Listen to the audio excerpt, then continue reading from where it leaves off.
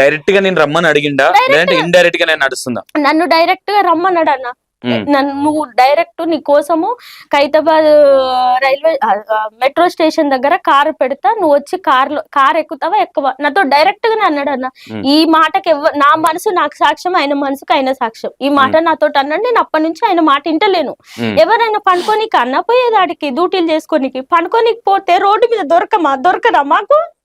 వాళ్ళ కాడికి పోయి పండుకుంటేనే దొరుకుతామా? ఆ డ్యూటీ కావాలా? మేము నిజాయితీగా బతకనీకి బయటకు వచ్చినామన్నా, మమ్మల్ని బతకనియరు వీళ్ళు. నేను ఇన్ని రోజులు అనుకునేదాన్ని, రోడ్డు మీద ఆడవాళ్ళు ఎందుకు వ్యభిచారం చేస్తారు అనుకునేదాన్ని. ఇట్లాంటి చేయబట్టి వ్యభిచారం రంగాల్లో దిగుతుర్రన్న. ఎక్కడన్నా ఆడపిల్లకి సేఫ్ ఉంది? డ్యూటీ కాడ లేదు, ఆయనోడు పట్టించుకోడు, హాస్పిటల్ సూపరింటెండెంట్ పట్టించుకోడు, ఆర్ఎంఓ పట్టించుకోడు, ఇంకెవరికన్నా చెప్పుకుంటాం మేము. పోలీస్ స్టేషన్ లో కంప్లీట్ చేయడానికి ఏమైనా ట్రై చేయలేదమ్మా? నేను చెప్తా అన్న. అయితే అన్న ఆ సుధాకర్ సారు ఇక పొమ్మనగానే పోయినా, మళ్ళీ తెల్లారి డ్యూటీకి వచ్చిన. డ్యూటీకి వచ్చినప్పటి నుంచి ఇక మనిషిని చూసి ఒకలాగా మాట్లాడు, ఇంకా బుద్ధిగారిచ్చి మాట్లాడు. ఇంకా ఈ కోపంతో చెప్పిన ఇంటలేను కదా, ఇంకా బుద్ధిగారిచ్చి, అమ్మ నువ్వు నీమ్స్ లో చేసి వచ్చినావు, నీమ్స్ ఎట్లుంటది, ఇక్కడ ఎట్లుంటది, అట్లా బుద్ధిగారిచ్చి మాట్లాడు. నువ్వు బుద్ధిగారిచ్చినా నేను నీ మాట విన్నాను, నువ్వు మంచితనంగా చెప్పినా నేను నీ మాట విన్నాను, నువ్వు ఎట్లా చెప్పినా నేను విన్నాను. నాకు నచ్చని పని నా ప్రాణం పోయినా నేను చేయనన్నా. నా మొండితనం ఇంతే, ఫస్ట్ నుంచి అంతే. నా ప్రాణం పైన అది ₹1,00,00,000 ఉన్నా సరే, నేను నాకు వద్దనుకుంటే నేను వద్దనుకుంటాను. నాకు కావాలనుకుంటే నేను అది ఏం లేకపోయినా నేను గుడిసెలనైనా తింటా.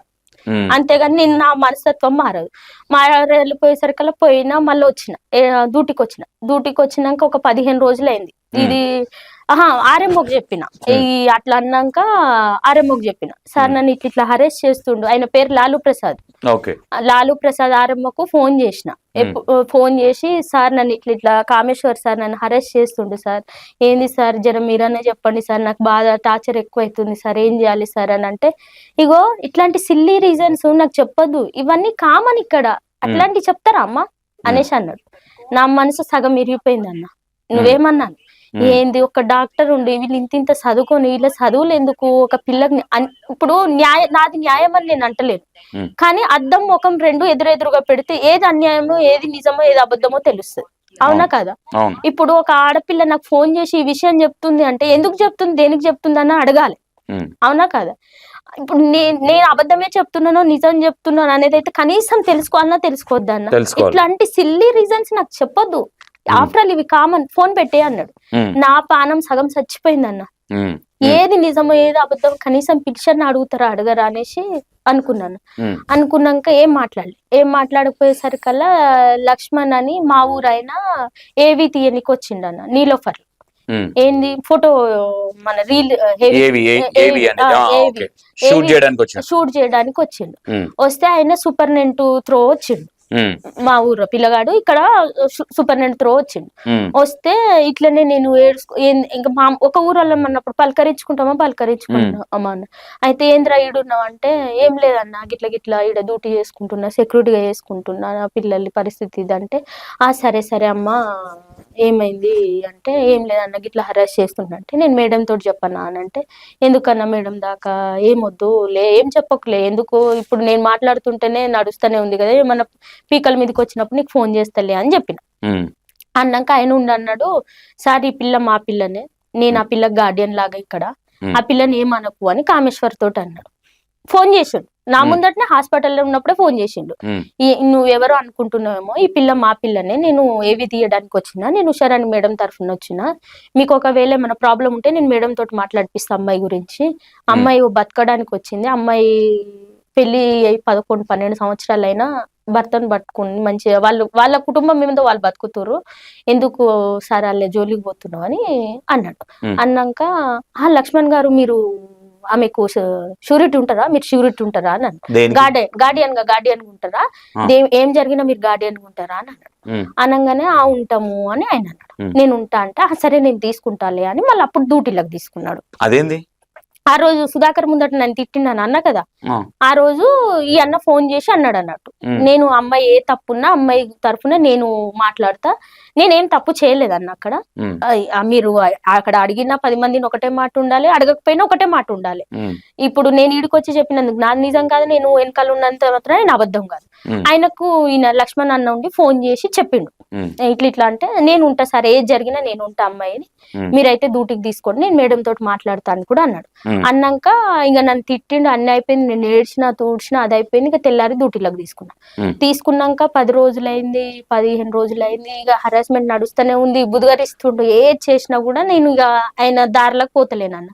ఉమ్, నాకు ఆ దారి నచ్చలేదు, నాకు పోబుద్ధి కాలేదు. ఉమ్, పోకపోయేసరికల్లా నేను పైన డ్యూటీ చేస్తున్నా, ఉమ్, యూనిట్ లో డ్యూటీ చేస్తున్నా. ఉమ్, యూనిట్ ల పాత బిల్డింగ్ అంటారు అన్న, ఆడ సీసీ కెమెరాలు ఇట్లా ఏముండో, మా ఆఫీస్ అప్పుడు కన్స్ట్రక్షన్ జరుగుతుంది, నేను డ్యూటీ చేసేటప్పుడు కడుతురు, ఉమ్, ఆడ సీసీ కెమెరాలు ఉండవు, కొత్త బిల్డింగ్ ఇటు సైడ్ మాత్రమే సీసీ కెమెరా ఉంటుంది. ఉమ్, అయితే ఏం చేసిండో, నేను పైన డ్యూటీ చేస్తుండే బాగా తాగి ఉన్నాడు అన్న, కామేష్ బాగా తాగి ఉన్నాడు, మధ్యాహ్నం డ్యూటీలనే. డ్యూటీలనే 3 గంటలకు బాగా తాగి ఉన్నాడు. ఆ హాస్పిటల్ ఎవ్వరు లేరు. ఉమ్, అయితే శ్యామల అని ఒక పిల్ల ఉంటుంది సెక్యూరిటీ, ఉమ్, ఆమె తోటి నన్ను పిలువు అని అన్నాడు, ఉమ్, పైనుండి పిలువు పో అని అన్నాడు.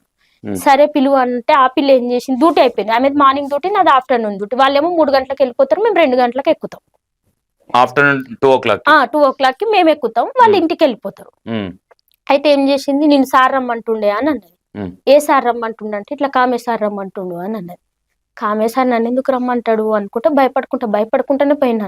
ఉమ్, ఇక ఇక భయపడుకుంటా పోయినా, పోంగానే నువ్వు నమ్ముతావా నమ్మవా అన్న, నా తోడబుట్టినంత విలువ గాని డోరు పెట్టిండు, ఉమ్. పెట్టి భుజం మీద చెయ్యి వేసి ఇట్లా నలుసుకుంటా, మీ లంబడోళ్ళు రొట్టె తిని గట్టిగా ఉంటారు, ఎట్లున్నావు మీ పర్సనల్ జాతి పేరు కూడా ఎత్తిండు. జాతి పేరు కూడా, నువ్వు పొట్టిగున్నావు, గట్టిగున్నావు, నీ మూతి మీద మచ్చ భలే ఉంది, నిన్ను ఉట్టిగా కోరుకోలే, నిన్ను ఉట్టిగా కోరుకోలే అనేసి అన్న. యూనిఫామ్ మీదకి వెళ్ళి ఇట్లా గుంజుతే ఈ నుంచి ఇడికి ఘాట్లే పడ్డాయి అన్న, ఇంకా ఇప్పటికున్నాయి ఆ ఘాట్లు. ఏవో ఫోటోలు పంపించిన అవేనా? అవే అవే ఓకే. పడ్డాయి. పడంగానే ఇంకా నా ప్రాణం సగం వెళ్ళిపోయింది అన్న, ఏంది నేను ఏం చేతిలో బొమ్మనైపోయి చచ్చిపోనీకి వచ్చిందా అనేసి. ఆడ అంటే ఫిజికల్ గా ఏమన్నా గుంజండా లేదంటే ఏదో ఫిజికల్ గానే కావాలనే గుంజిండి అన్న. నువ్వు ఎందుకు నువ్వు నా దగ్గరికి రావా, నువ్వు ఇంత గట్టిగా ఉన్నావు, లంబడోళ్ళు రొట్టె తిని గట్టిగా ఉంటారు, నువ్వు పొట్టిగా గట్టిగా ఉన్నావు, నా మూతి మీద నా అవయం వర్ణించుకుంటా చెప్పిండు అన్న, నువ్వేమన్నాను కానీ మనిషి. అన్నకి ఏమైంది, దాని తర్వాత ఏం జరిగింది? ఏడోక్ తల్లి, ఏడోక్. ఇది చేద్దాం అంటే మరీ ఇంత అరాచకం ఆడపిల్లల మీద మరీ సరే. అయితే అన్న నేను ఫోటోలు కూడా పెట్టినా, గుంజండి అన్న, గుంజంగానే ఏం చేసిన, నేను ఇక అమ్మ అనుకుంటా ఏడుచుకుంటా, ఆయన టేబుల్ కి ఇటువైపు నేను అటువైపు పారిపోయినన్న, రూమ్ లోకి వెళ్ళి పారిపోయిన మనిషికి నేను ఎవరు లేరు అప్పుడు? ఎవరు లేరన్న ఆఫీస్ లో ఎవ్వరు లేరు, నేను ఆయన ఉన్నాం. అయితే మాకు ఇట్లా కిటికీ ఉంటది అన్న, కిటికీ ఉంటే వేరే పిల్ల చూసి ఆమె అక్కడి నుంచి ఎక్కడికే పారిపోయింది అన్న, ఐడి కార్డు కూడా ఇవ్వలేదు ఇప్పుడు వరకు.